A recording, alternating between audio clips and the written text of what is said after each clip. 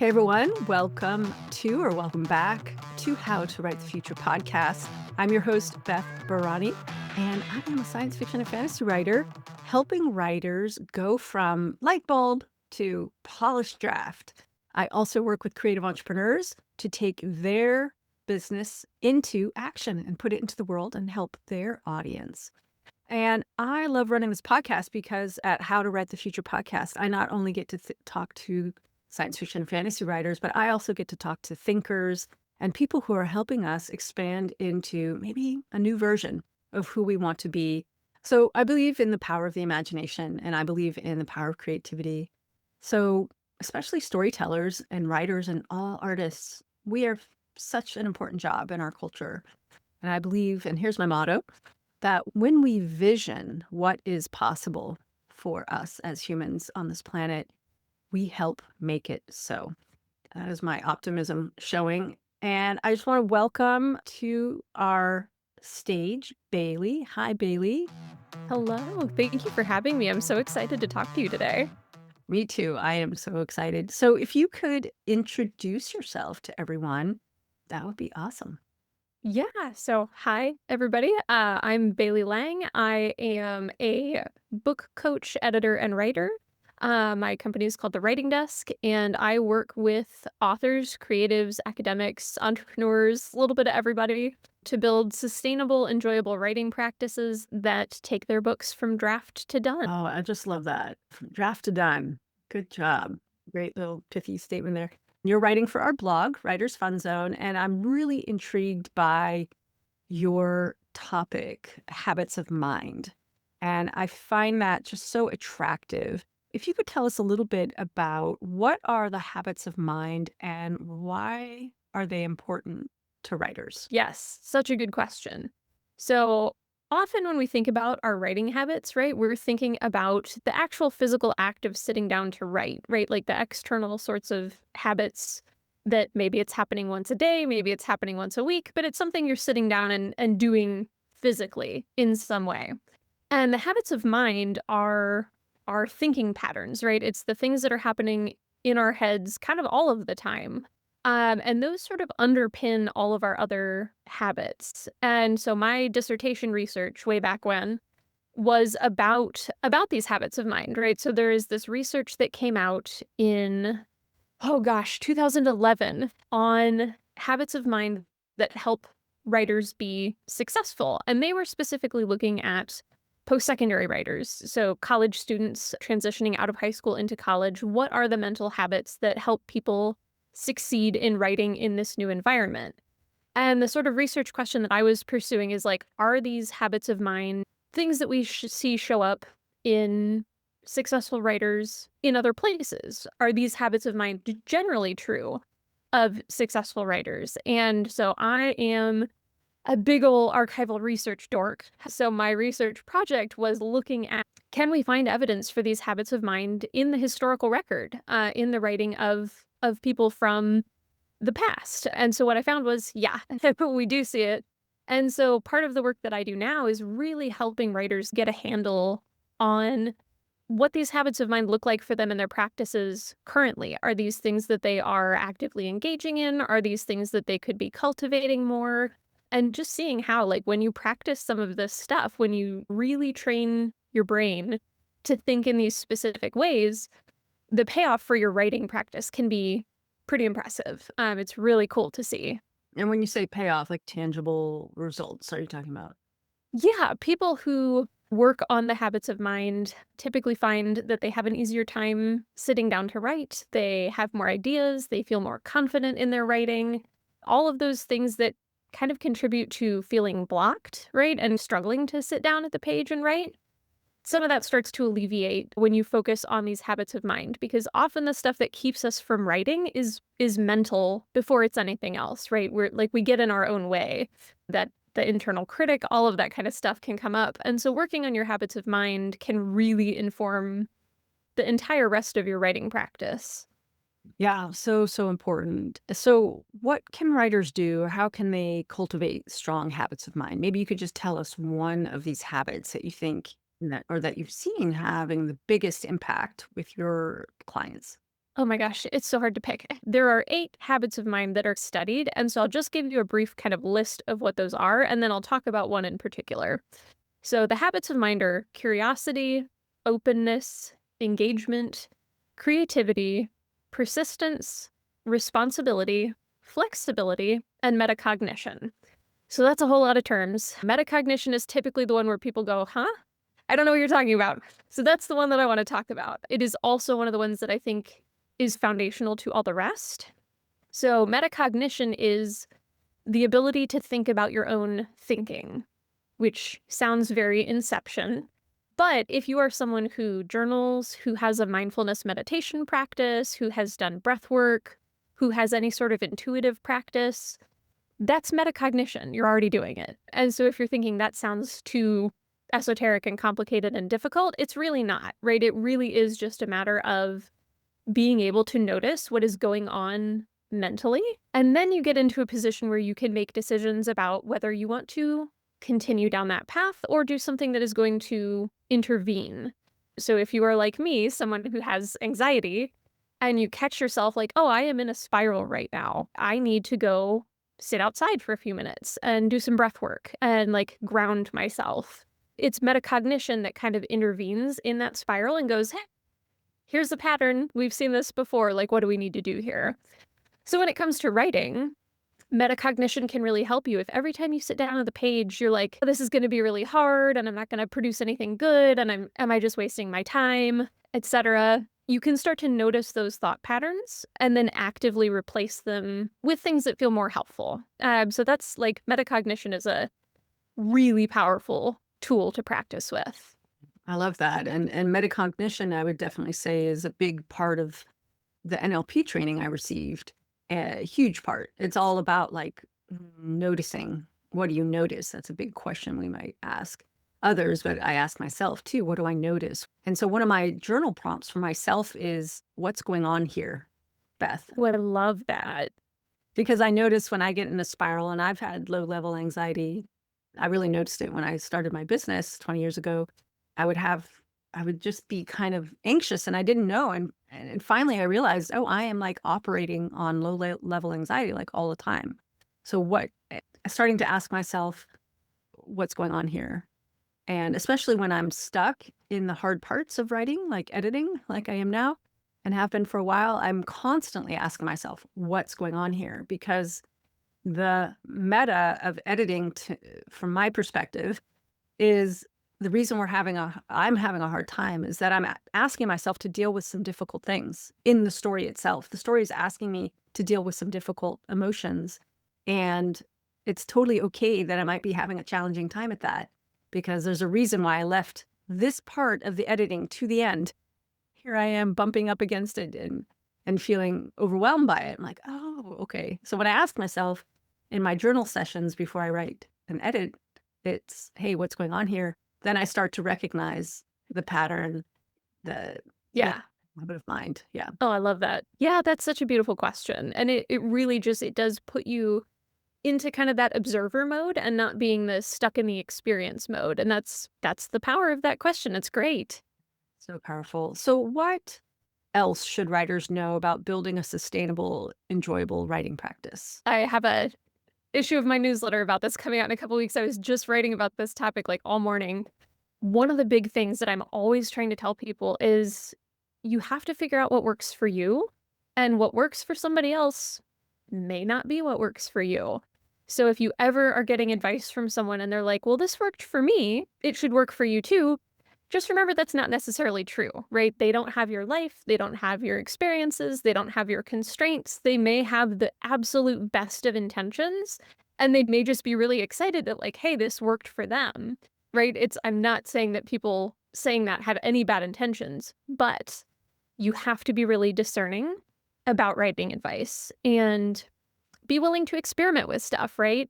You may have a sense sometimes that like, ooh, I don't know, that doesn't sound like it's going to be fun or enjoyable or effective. And then sometimes you try something and you're like, wow, that really worked. So being willing to experiment, I think, is really good, but also cultivate that awareness of like something that somebody says is the best piece of writing advice in the world may not be the best piece of writing advice for you. And the only writing practice that is truly sustainable is the one that you are going to maintain, right? And stick with or adapt as circumstances change. But it has to work for you. It can't be the other way around. Yeah, yeah, and what I notice is people can get frozen at the threshold, and I don't know about you, I'd be curious to hear what you think, but my solution to that is timed writing, and the smallest amount of timed writing that feels feasible, so not an impossible, like, "I'm gonna write for an hour," but my favorite is 20 minutes, some people love 15. I even say stand in your kitchen, heat your coffee up, and write for 2 minutes, and just to have the experience of what is it actually like to physically be writing constantly for a very, very small, almost dumb amount of time. Like, I can do a minute, I can do 2 minutes. Well, do it. Go and see what that's like. Write small. Challenge yourself to write 50 words or 100 words. So it doesn't have to be a time bound. It could be word bound, whatever works. But really, if you have the urge to write, but you're not writing, that's actually where the pain sits. That's why you're in pain. You're not in pain because of something else. You're actually in pain because you're not doing what you love. Yes. And what's the easiest ask you can ask your system? Like, oh, sure, but I could do a minute. So I don't know what your thought is on that. If your habits of mind include that like threshold, I want to be writing, but I'm not writing. I think there's a few that kind of touch on that. So you have like the flexibility element, right? Is that willingness to say, I'm going to try something, right? I am, while my tea steeps, I'm just going to pull a notebook out and write. And, that's 3-4 minutes. So being willing to try other stuff and just see like what clicks, what doesn't. Yeah, flexibility is huge in that. That openness, I think, is big too. Just again, that willingness to try, not to close off possibilities before you give them a shot. But also then the responsibility element of like, I'm going to try this and then reflect on it and taking that element of, did this really work for me? I'm going to evaluate it. I'm going to be the owner of the choices that I'm making about my writing, and like putting yourself back in the driver's seat, I think can be huge. And yeah, I love the example of like, how can you set the bar so low that you kind of trip over it, right? Like you don't have to clear a huge hurdle to start writing. Like what is an amount of writing that feels almost silly to say you could do? Start there. If you are super stuck, like set that bar so low. Let's switch gears a little bit to something that's super timely and also affecting our lives now and will continue to affect our lives, which is AI. And what role do you see AI playing in the future of creative business, especially online? And we're talking, to be more specific, the tools like ChatGPT, the LLMs, the large language models. Yeah. What are your thoughts on that? Ideally, none at all. That would be my ideal world. I think that these tools are actively harmful in many ways to our creativity, to our ability to think, to our ability to produce new ideas, right? Because they're, aside from all of the hype about them, right, they are based on probabilistic models. They are constantly pulling everything toward sameness and the mean, right? That's how they operate. So the more we see people rely on them, the more everything's going to sound and look the same. That said, these tools are out there. I don't, barring a complete collapse of all technology, I don't think they're fully going to go anywhere. I think that once this hype cycle kind of dies down and we see what really is their function, what really is their utility, I think we'll start to see some more realistic use cases, right? Like right now, we're still in that cycle where there's a lot of people who are like, oh, it's going to replace writers and, we're not going to need creatives and artists and people who make things and think creatively. And I simply don't think that that will ever be true, right? I don't think that these technologies can replace your human creativity. But I do think that there are really narrow, well-scoped use cases for some of these tools. So Karen Howe's book, Empire of AI, is a really good read on this topic. She has a lot of information, just first about how like weird and deceptive and dysfunctional a lot of AI companies and marketing are, but also the history of LLMs and the use cases that they would actually be really well suited for. So there's this beautiful example of how LLMs are being used to preserve some indigenous languages, and they're being used and owned and operated by speakers of those languages to serve their communities. That's incredible. If we can get stuff like that, where these tools really are serving our needs and not exploiting and extracting from creatives and data workers in the environment, that would be amazing, right? I would love to see things move in that direction. That's definitely not where we are right now, but I think that possibility still exists. And then for creative businesses, I have some examples that I could share that I could answer this question, but I'm curious what you think. You are, you're a writer, you're a novelist, you have a book, you might be a nonfiction writer, maybe you're writing articles. In what way can these tools actually maybe be useful, or do you think not at all for us writers? I talk to a lot of writers who use these tools they'll give it a piece of text they've written and say, what have I missed here? What's another angle on this that maybe I have not thought of? That can be helpful up to an extent. I think that is a potential use case. I think you still have to be careful, right? Because these tools are not thinking, they're not truly evaluating anything that you give them. They're taking text data sets and spitting out the most likely answer that seems plausible, right? So you still have to be really careful. But I know that there are some people who have used it in that way, as kind of like a very early stage brainstormy thought partner. So that's one possibility, it with 50 caveats that's stacked on top. But I would be really curious to hear like what you see as some possibilities for these tools. Where I find it the most useful is when I've spent a lot of time creating something, and then I want the AI tool to extract my short marketing messages from it. Because I've always felt this way since years and years and years ago, where I wrote the novel, and then someone's like, hey, you've got to write a pitch for this novel. And I was just like horrified, and actually I felt like I was being asked to do damage to the story by condensing it to 2 sentences. Well, these tools can help you do that. I know now how to write an elevator pitch for my fiction, but writing an article or writing a landing page, that I spend tons of time writing a sales page for a class, and then having the tools extract 20, marketing messages from it. It's like a writing assistant. And then of course I go through everything and make sure it's my voice, and I can train the tool. I don't use ChatGPT, I use Notion's AI, and it's trained on me. So I can say, using my voice, my branding voice, which I've already trained it on, XYZ types of marketing messages, and be sure not to hallucinate or use emojis, use my brand voice guidelines. I've gone through a lot of processes to be able to do that. So it shortcuts the work for me. And then I can go through it, review it, and test them. I usually test them inside of the different social medias, make sure they're the right length or whatever. And then I can hand them off to my team that will put them out into the world for me. So I find that incredibly helpful.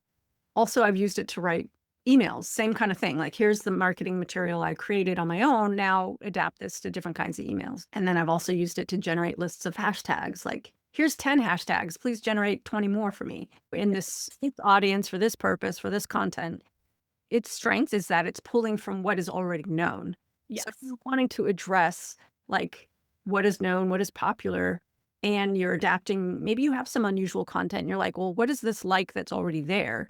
Okay, that's useful. Or what are the hashtags people are currently using? Pull those in, because you want to catch people's attention right now. So that's where I use it the most. I also use it for idea generation, for naming. That's a huge thing for me. Give me 30 names that mean this or this type of culture, or mix these two cultures and come up with a bunch of names or fun things, inventions. And then I'll take what it gives me and I'll invent on top of that. I'm like, oh, I like a bit from here and a bit from there. So it's a quick way to get a whole bunch of ideas. So I'm not staring at a baby naming site. I need a kind of newness. Those are pretty much the main thing. And then I also use it for research. I use Perplexity for research because it's pulling right from the web, and I can get it to compile information quickly for me. So it's a time saver. I think they're primarily time savers, but it's icky for me to use it for fiction. I'm like, are you kidding? Right. Never do that. Right. But I also have used it, and then on the business side, I've used it to help me draft some business things and tell me where my blind spots are, because it is working on today's know-how. So I find that useful because I have a lot of blind spots. So I'm using it, I guess, like a mini teacher, I suppose. Yeah, I hear you saying, like, yeah, this is not something that you would use to generate your fiction, right? That would be so outside, so far beyond the pale. But like all of these uses of saving time, right? Taking a task that would normally take you way longer and having a tool that lets you streamline that a little bit. These are really narrow uses that I think that's a good function for this tool. I don't think that it is a replacement for creativity. And like you said, right, you're taking what it gives you and then you are riffing on that further. You are still using all of those critical thinking skills, all of those writing skills, all of that creativity that you have honed over the course of your career to say you can look at that and then discern this is useful and this is not, right? And that's where I worry about like over reliance on those tools by people with less experience. Then they won't build those muscles, right? And they'll lose the ability to say this is helpful and this is not. And so I think there are like risks there, but the way that you have described using it, like that makes total sense to me. Yeah, and I do think there's a huge risk, and I saw it from day one because I was fiddling around with ChatGPT when it first came out in November 2022. I did tests on it. I did some podcast episodes on those tests. The critical thinking skills, they are they're diminishing. It's measurable, and our ability to handle the blank page and our ability to ask critical questions and evaluate and discern and critique and all of that uh, they're they are diminishing and they are, I think, more important than ever. And I foresee that there's going to be more and more classes. But as we wrap up today, I love this question that you offered up, and I think it's so important, which is what tips do you have for neurodivergent writers who want to build a strong writing practice? Yeah, this is one of my favorite things to talk about. So I'm autistic. So this is a topic that is near and dear to my heart personally. It's something that I spend a lot of time reading and writing and thinking about. A lot of people that I work with are neurodivergent in one way or another. And so I think it's important, particularly for neurodivergent writers, kind of like I was talking about earlier, to recognize that advice that works for somebody else may not be the advice that works for you, right? So if you are someone like me who requires both a lot of structure and a lot of novelty in your writing process, right? That may be a situation where you're going to set up a writing practice and then blow it up every 3 weeks and do something different because that is what your brain needs. If you are someone who just requires novelty, right? Someone being like, hey, use this habit tracker is going to feel like someone told you to sit on this fire anthill, right? Like it's not going to work for you. And it'll be painful if you try. So really recognizing like what are the features of your neurodivergence that intersect with, that bump up against, that align really well with different pieces of writing advice. And don't be afraid to modify stuff to make it work for you. It is extra work for neurodivergent people to be in the world and try to do anything, and that sucks and is unfair, but it is really hard on us also to try to do something the way a neurotypical person would, right? That's going to add a lot of cognitive burden, and it'll burn you out to try. So don't be afraid to do that work, right? And kind of start there and say, what is it that my mind and body need to fully let me be in my creativity and to live that out in the best way possible and to be okay with that not looking like how it quote unquote should look or how somebody else tells you it ought to be, right? It has to work for you. So that's something that I will probably be beating that drum for the rest of my career.